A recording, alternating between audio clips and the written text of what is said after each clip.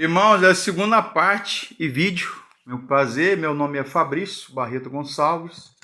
Tenho formação em teologia, ok? E é um grande prazer, né? Nós estamos aqui, um grande prazer. E estou escrevendo, né? Uma série de comentários, artigos bíblicos, artigos de teologia, de filosofia, de religião, né? Artigos acadêmicos de ciências da religião. Já escrevi quase 40, entre artigos, comentários bíblicos, TCC, já... Bom, enfim, comentando a Bíblia, né? O Velho e o Novo Testamento e o Novo Testamento, que eu gosto particularmente, comentar as cartas de Paulo, os evangelhos, o Apocalipse. Já escrevi 3 comentários e artigos sobre o livro do Apocalipse, sobre a escatologia no Apocalipse, introdução bíblica, né, e teologia do Apocalipse. E queria compartilhar o segundo vídeo da carta de Paulo aos Filipenses. Ok? A carta aos Filipenses, eu já li um erudito, eu acho que é Joaquim Jeremias, e eu acho que também, se eu não me engano, foi Frederick Bruce, F.F. Bruce, e George Eldon Ladd, que é um grande teólogo, estudioso do Novo Testamento, que eu gosto muito. Ele diz que Filipenses é irmão gêmeo, a carta de Paulo aos Filipenses é irmã gêmea de Colossenses e Efésios, chamado Cartas da Prisão, e de Filemon. Filemon também é a história de um escravo que se converteu e o seu senhor, né, dono do escravo, chamado Filemon, e Onésimo, que era um escravo, que encontrou Paulo lá na cadeia, na prisão, por pregar o evangelho. Qual era o crime de Paulo? Era ladrão? Não era ladrão. Ele foi acusado de herege contra a religião romana, que era a religião culto ao imperador, aos deuses Zeus, que é o pai dos deuses gregos, Minerva, Afrodite, que é a deusa do amor, né? E, enfim. E ele proclamava Jesus como rei, salvador e Deus, filho de Deus. E ele foi preso por isso, por pregar o evangelho, pregar Jesus e a salvação em Cristo. E encontrou ali com um escravo chamado Onésimo, que se converteu e depois se encontrou com seu antigo dono, o proprietário, chamado Filemon. E ele escreve essa carta, que tem um capítulo só, e eu já preguei 2 vezes nesse texto. E Filipenses, né? E a tônica é o seguinte, capítulo 4, verso 4. Alegrai-vos, regozijai-vos, alegrai-vos no Senhor. Outra vez digo, alegrai-vos, regozijai-vos, né? É a famosa Shairen, né? Shara, alegria. Então, alegria resume a carta de Paulo aos Filipenses. Esse versículo, alegrai-vos sempre no Senhor. Outra vez digo, alegrai-vos, que está no capítulo 4, versículo 4, de Paulo escrevendo aos Filipenses, aos crentes de Filipos.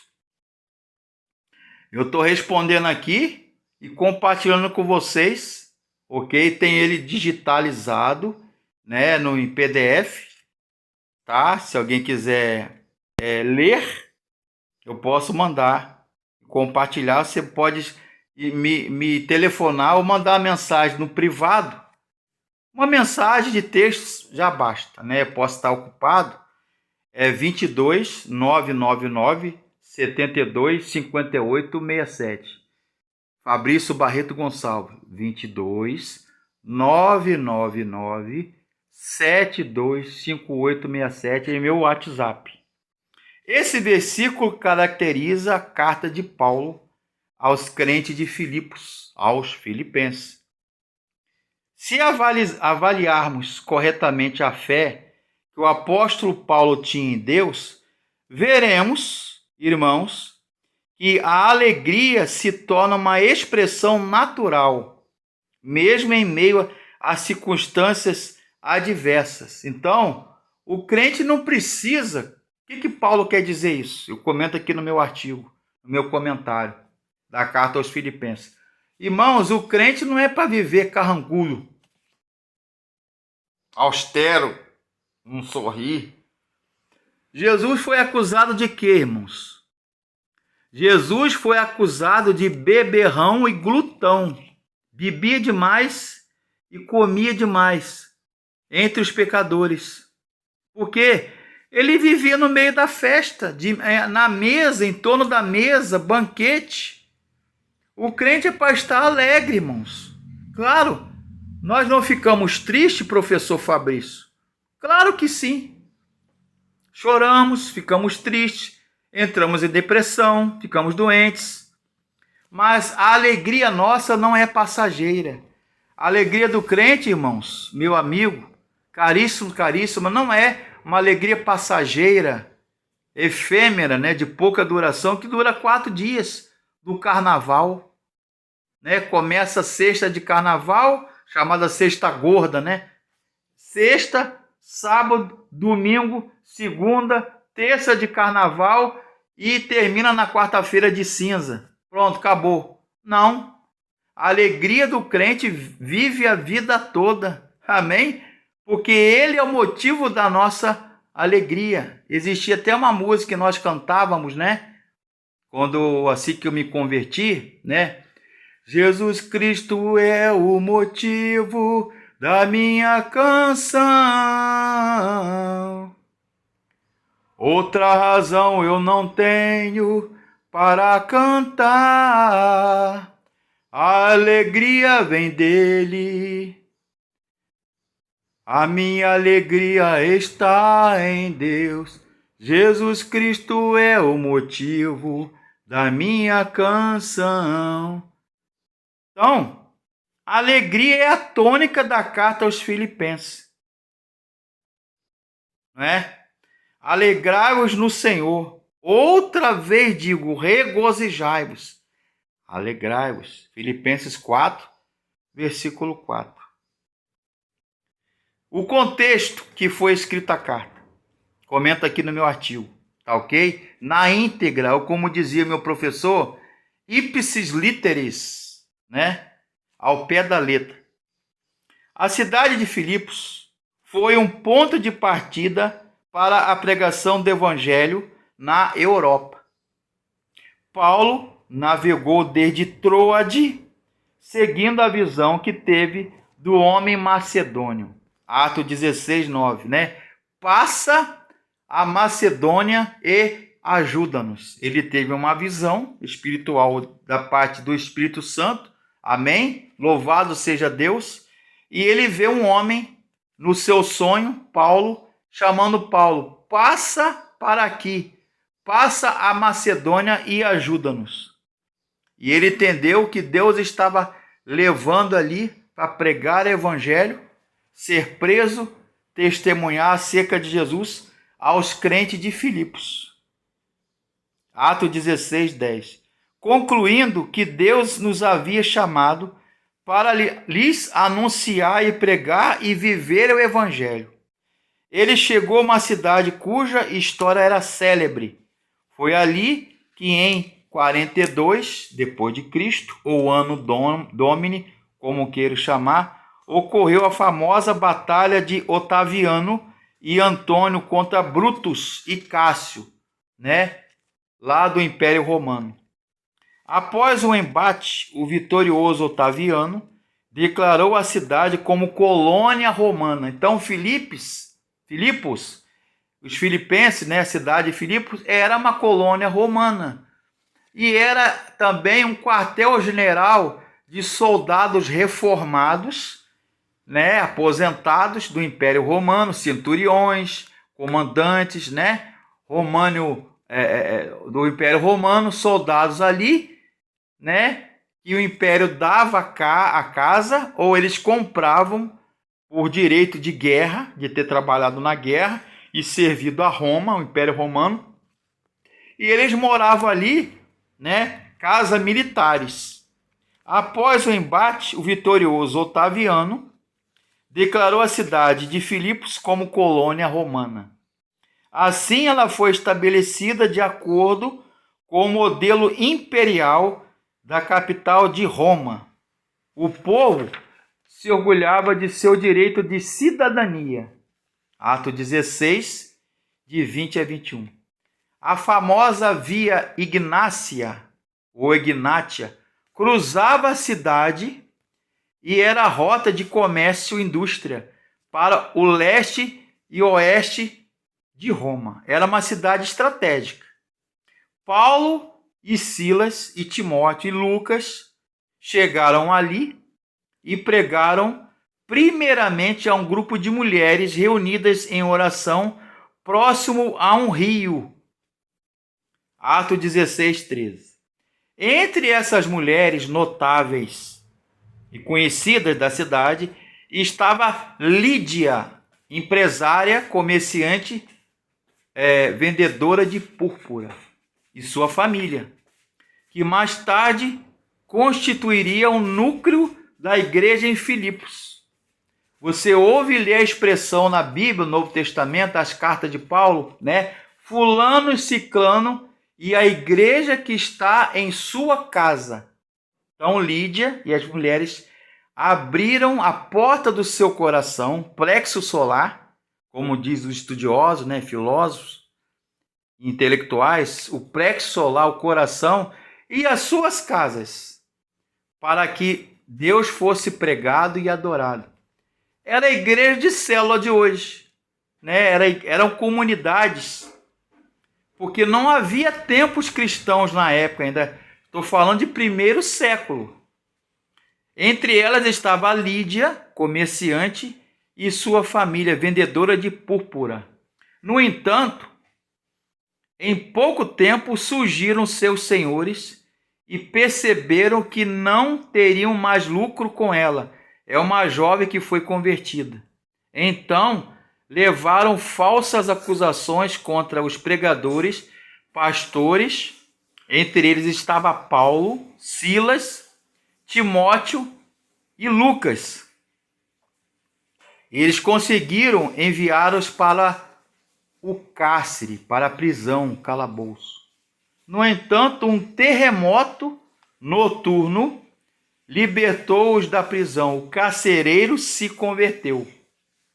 Em Atos 16, 34. E eles se valeram da cidadania romana de maneira a não sofrerem punição. Anos mais tarde, na época, Paulo escreveu esta carta, né, dando informações dele e aos irmãos e recebendo informações da igreja que estava ali no início. Como essa epístola ela é composta de vários assuntos pessoais, é uma carta pessoal de Paulo. A estrutura não é tão clara como a de outras cartas paulinas. O tema subjacente, no entanto, é o evangelho, né? Evangelion,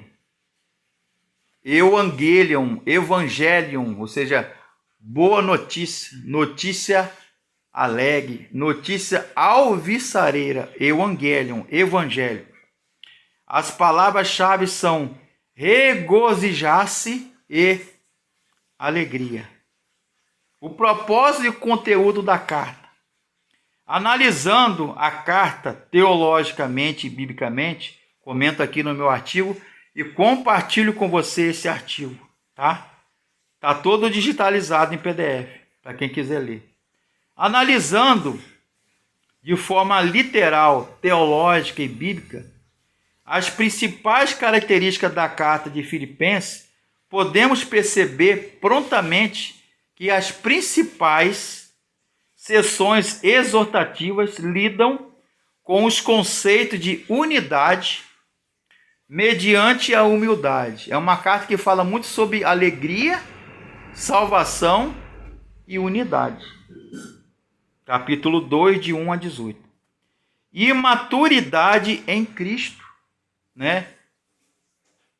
Jesus falou, pelo fruto se conhece a árvore. Então o crente ele tem que amadurecer psicologicamente, no cognitivo, na psique, na mente, no coração, na alma, no espírito e espiritualmente. Capítulo 3, 1 até o capítulo 4, versículo 1. No capítulo 4, versos 2 a 20, percebemos, eu comento aqui, várias aplicações específicas dessa maturidade e experiência do crente. As principais seções pessoais dizem respeito ao próprio apóstolo Paulo. E em duas delas, ele faz menção de seus companheiros, Timóteo e Epafrodito. Amigos, ele usa até o termo grego no original, deixa eu ver se eu lembro. Sísigos, quer dizer, companheiro de mesmo jugo, labuta, trabalho. Timóteo e Epafrodito, sísigos ou companheiros. A principal passagem doutrinária de Filipenses está relacionada à encarnação, o mistério da encarnação, e exaltação de Cristo. Capítulo 2 diz: em todas as situações, Jesus é exaltado no sofrimento de Paulo, na vida pessoal do cristão e nos desejos e ambições do grande apóstolo Paulo e em sua percepção das condições da vida necessária à satisfação pessoal. Por exemplo, próprio Cristo demonstrou o caminho para sermos aceitos diante de Deus. Os que se humilharem, serão exaltados. Comenta aqui no meu artigo. Embora Jesus possuísse em si mesmo as qualidades divinas, toda a plenitude da divindade. Filipenses 2:6. Delas abriu mão espontaneamente para realizar a sua obra de redenção na cruz. Assim, Deus o exaltou sobremaneira sobre todas as criaturas, e todo joelho se dobrará diante dele. Esse é o Cristo que Paulo deseja conhecer diariamente. Esse é o Cristo, aquele a quem guarda os céus, o qual transformará o nosso corpo de humilhação para ser igual ou semelhante ao corpo da sua glória. Filipenses 3, de 20 a 21. Então, Filipenses ele fala de alegria, regozijo em Cristo, do salvo, do crente. Ele fala de unidade, visto que ali algumas pessoas estavam ali dispersas e desunidas. Então ele apela para a unidade dos crentes. E ele fala da encarnação do verbo, né? O verbo técnico teológico é em sarcoses, sárquico. Ou seja, Deus o exaltou soberanamente e lhe deu um nome que é sobre todo nome, para que todo o joelho se dobre e confesse que Jesus é o Filho de Deus Pai exaltado. Como ele se humilhou a si mesmo, tomando a forma de servo, e foi obediente até a morte, e morte de Cristo, morte na cruz. Pela obediência de Jesus Cristo, nós somos salvos. Então está aqui o segundo vídeo do meu comentário e artigo da carta de Paulo aos crentes de Filipos, na Macedônia, uma cidade da Grécia. Que Deus abençoe, ore por mim.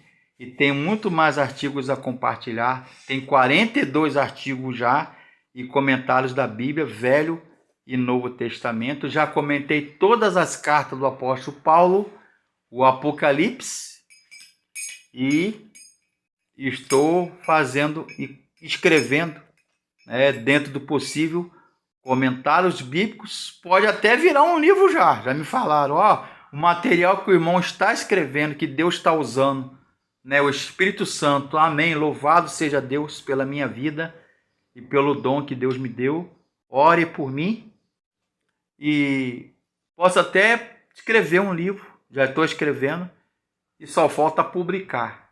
Me ajude, ore por mim, por Ana Cláudia, minha esposa, pela minha mãe, Dona Clarice, minha família, principalmente meu dom de escrever, de ensinar a palavra de Deus e pregar. Que Deus abençoe. Convido você a estudar a Bíblia comigo de forma acadêmica, bíblica e teológica. O Velho e o Novo Testamento. Que Deus abençoe.